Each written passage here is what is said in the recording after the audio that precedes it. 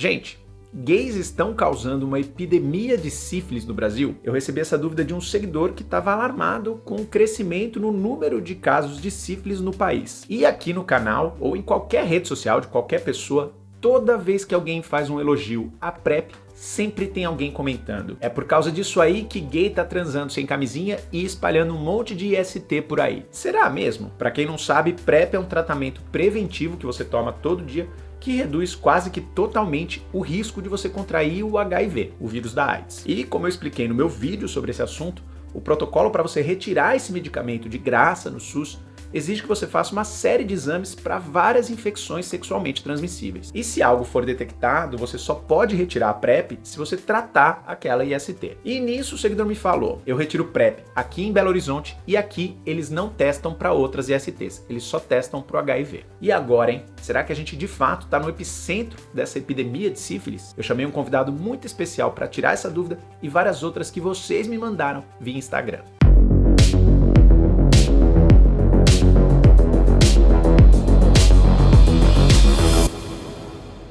Aqui no canal Gay Nerd a gente fala de cultura pop e questões da vida gay, às vezes tudo ao mesmo tempo. Se você curte esses dois universos e acredita no meu trabalho para criar uma comunidade um pouco mais nerd e bem mais saudável, considere se tornar um apoiador do Gay Nerd e ganhar benefícios exclusivos. É só clicar no botãozinho Seja Membro embaixo do vídeo. Um Pix de qualquer valor também ajuda muito. Gente, o meu convidado especial de hoje é um amor de pessoa, é o infectologista Victor Passarelli, que faz parte da nossa comunidade. É muito estudioso, muito inteligente e muito generoso com o conhecimento que ele compartilha. Ele tem um perfil no Twitter e no Instagram chamado @focanoinfecto, que vale muito a pena você seguir. E ele foi muito paciente, muito detalhista, muito carinhoso para responder as dúvidas que vocês me mandaram via redes sociais. Dá uma olhada aí que eu acho que você vai se apaixonar e aprender muita coisa importante. Victor, querido, primeiramente, muito obrigado por ter tirado um tempinho para conversar com o pessoal do Gay Nerd, para tirar as dúvidas do público. E eu quero começar com a pergunta que originou esse vídeo.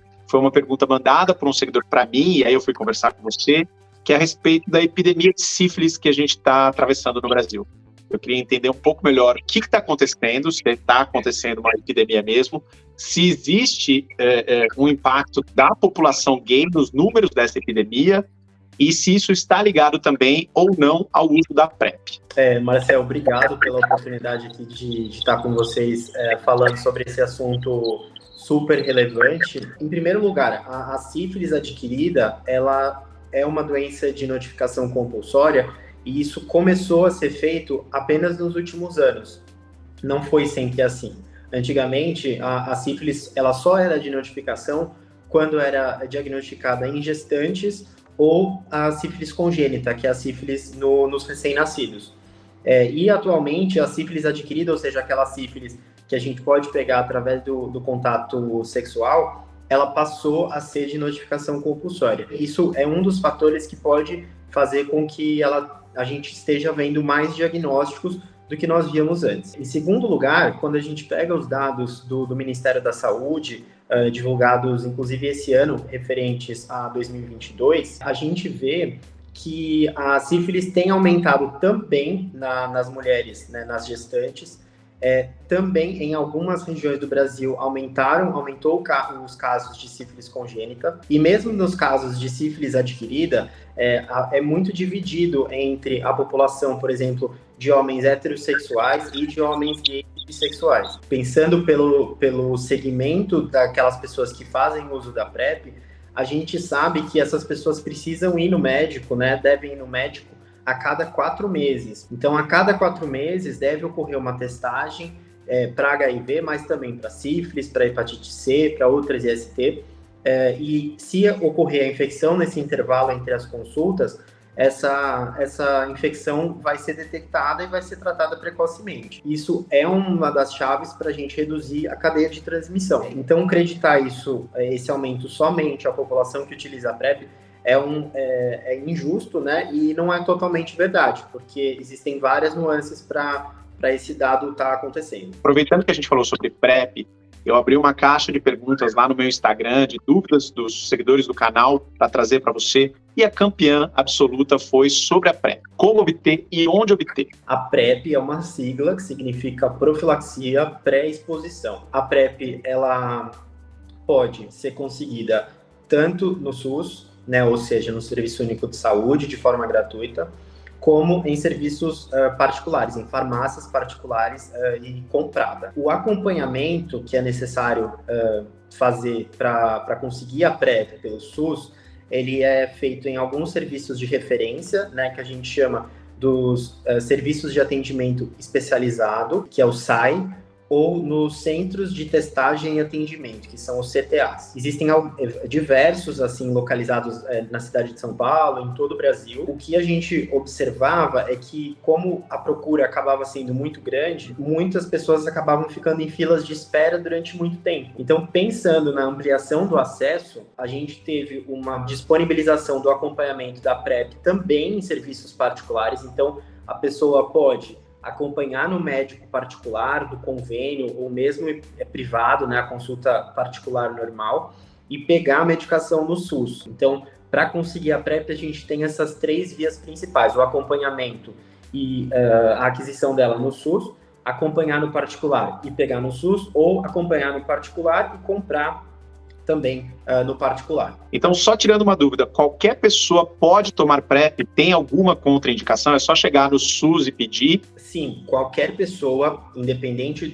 da identidade de gênero, independente da orientação sexual, acima de 15 anos, se ela tiver indicação, ou seja, se ela tiver vulnerabilidade à infecção pelo HIV, ela pode solicitar a PrEP pelo SUS. Para fazer isso, ela deve se dirigir a um centro de testagem, né, o CTA, como eu falei, ou o SAI, dizer que tem interesse em iniciar a PrEP, e aí ela vai ser passada em uma consulta de triagem, né, onde vão ser questionados alguns hábitos de vida, vão ser questionadas a indicação realmente de fazer uso, e se ela preencher esses critérios, deve ser iniciada a PrEP. A PrEP tem algumas contraindicações: alergia a um dos componentes da fórmula, né, claro, uma disfunção renal, ou seja, uma alteração na função dos rins, com uma taxa aí de funcionamento dos rins abaixo de 60%, também seria uma contraindicação à utilização da PrEP. Alguma alteração no metabolismo ósseo, osteoporose, por exemplo, mas de um modo geral, é muito difícil a gente contraindicar por conta disso, né? É raro acontecer. E já existe algum estudo a respeito dos efeitos a longo prazo de tomar a PrEP? Eu recebi essa pergunta também de um dos seguidores.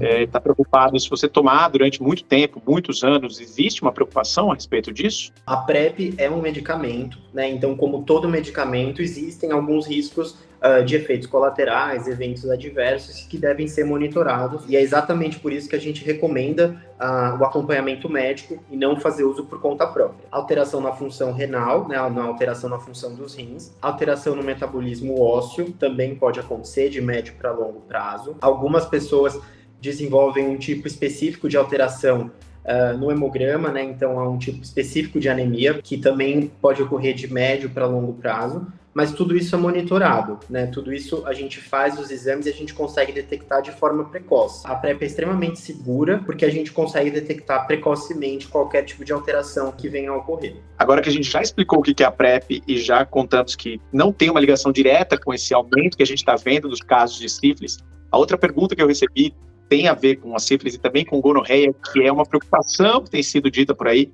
que é a resistência antimicrobiana a essas doenças. Ou seja, os antibióticos não têm mais efeito, não estão mais surtindo efeito como deveriam. Essa preocupação é real? Como é que está a situação hoje? É um problema real, tá? É uma preocupação real, com várias bactérias, não só com as bactérias que causam infecção sexualmente transmissível. A gonorreia é uma das bactérias em que existe um sistema de vigilância, não só no Brasil, mas no mundo. A resistência a ela tem sido exponencial nas últimas décadas. Só para exemplificar, nos anos 70, nos anos 80, se costumava tratar a gonorreia com penicilina, com bezetacil, e ela respondia em praticamente aí todos os casos. Hoje em dia, se a gente for pegar a taxa de resistência a bezetacil no Brasil, é quase aí que 100%. O mesmo era verdadeiro para um outro tipo de antibiótico que já foi utilizado, né, de rotina para tratar a gonorreia, chamado ciprofloxacino. Hoje em dia a gente praticamente não consegue mais utilizar ele para tratar a gonorreia, porque ela também se tornou resistente. Qual que é o tratamento padrão, então, para um caso de gonorreia no Brasil e no mundo? Chamado ceftriaxone, que é uma injeção, né, intramuscular, e a resistência ao ceftriaxone no Brasil, ela tá ok, tá? A gente ainda consegue utilizar ele tranquilamente de rotina. Em relação à sífilis, é um pouco mais difícil da gente falar sobre resistência por conta até da forma como ela é detectada. A gente não tem cultura para sífilis como tem para gonorreia, por exemplo. A detecção de sífilis é feita por um exame de sangue, né? Uma sorologia. Mas a gente também não tem relatos de resistência à benzetacil em sífilis no Brasil, e nem ao tratamento alternativo dela, que é a doxiciclina, por exemplo. Mas também é algo que a gente sempre tem que ficar alerta, porque, assim como a gonorreia, a sífilis é extremamente comum. A gente falou aí de tratamento. Como é que a gente pode pensar em termos de prevenção? A galera aí ficou assustada, pelo menos com o caso da gonorreia, que a benzetacil já não está funcionando. Como que a gente se previne de várias ISTs, incluindo a gonorreia e a sífilis? O que você recomenda? Essa resposta é bastante ampla. Prevenção de IST em geral, a gente deve falar, claro, primeiramente do HIV, né, que foi um dos assuntos do vídeo inicialmente. Então a gente tem a PrEP, que é uma forma de prevenção altamente eficaz, próxima aí de 98%, 99% de eficácia quando usada corretamente. A gente tem a PEP, que é a profilaxia pós-exposição. Então uma pessoa que não utiliza PrEP, que usou a camisinha, o preservativo de forma inadequada ou não utilizou, em até 72 horas ela pode fazer uso da PEP, que são os comprimidos tomados por 30 dias após a relação de risco. A camisinha, é claro, também é um método altamente eficaz na prevenção do HIV, quando utilizado corretamente. A gente tem, claro, as vacinas, hepatite A, hepatite B, HPV, e a doença meningocócica, né, a meningo ACWY. Ela não necessariamente é considerada uma IST, mas a gente, no ano retrasado, teve um surto dessa doença nos Estados Unidos, principalmente em homens gays e bissexuais. Quando a gente fala sobre as ISTs bacterianas, né, que aí já é um universo um pouquinho à parte, então sífilis, clamídia, gonorreia, micoplasma, a gente não tem efetivamente uma estratégia para prevenção, como uma vacina, por exemplo, mas a gente tem a testagem frequente. Atualmente também tem sido falado bastante, acho que é importante a gente falar, sobre a doxi-PEP, a profilaxia pós-exposição com um antibiótico, chamado doxiciclina. Qual que é o intuito? A gente reduzir o risco de infecção por sífilis, clamídia, em alguns casos, gonorreia, tem se mostrado eficaz. Quão eficaz, né? Próximo aí de 70%, 80% em redução nas infecções por sífilis e clamídia, principalmente. Então, antes de sair utilizando de forma irrestrita, converse com um infectologista, de preferência, alguém com mais experiência nas IST. Importante falar também, sem esquecer, o uso de lubrificante à base d'água é extremamente importante para reduzir o risco de IST em geral, porque a gente reduz ali o atrito e reduz a fricção na pele, e, consequentemente, também reduz a ocorrência de IST. Você mencionou as vacinas, e eu recebi, na verdade, muitas perguntas a respeito das vacinas. A primeira é se todas essas vacinas estão disponíveis gratuitamente no SUS. A segunda que eu recebi, que faz sentido para adultos tomarem a vacina para o HPV? Dessas vacinas que eu citei, a que está disponível de forma universal no SUS é a de hepatite B. Se você for em qualquer posto de saúde e disser que quer tomar a vacina de hepatite B, você deve receber, porque ela é de acesso universal até os 49 anos. A vacina de HPV, ela está disponível no SUS, a vacina tetravalente, então ela cobre 4 dos principais subtipos do HPV, para a população de adolescentes. Para adultos imunossuprimidos, ou seja, pessoas que vivem com HIV, pessoas transplantadas, pessoas que fazem uso de algum quimioterápico, ela está disponível mais tardiamente, então até os 45 anos. As pessoas que não se encaixam, né, nesse grupo de imunossuprimidos, por exemplo, os usuários de PrEP, a gente infelizmente não consegue essa cobertura pelo SUS, mas vale a pena, com certeza, tomar no particular. Eu sempre falo para os pacientes que acaba sendo um investimento na saúde, porque o HPV é um grupo, né, de vírus que causam desde verrugas genitais até lesões que podem aumentar o risco de desenvolver câncer. Tanto câncer de canal anal, câncer de garganta, câncer de pênis, câncer de colo de útero. Aí, as outras vacinas que eu tinha citado, a de hepatite A, infelizmente, para adultos, ela não está disponível no SUS, adultos não imunossuprimidos, ela não é mais disponível no SUS. E a meningo ACWY, também ela não é disponível para pessoas não imunossuprimidas. Infelizmente, a gente não consegue, também acaba só tendo no particular. E ainda falando em termos de prevenção, eu recebi uma pergunta aqui que até me deixou surpreso, porque eu não sabia do assunto.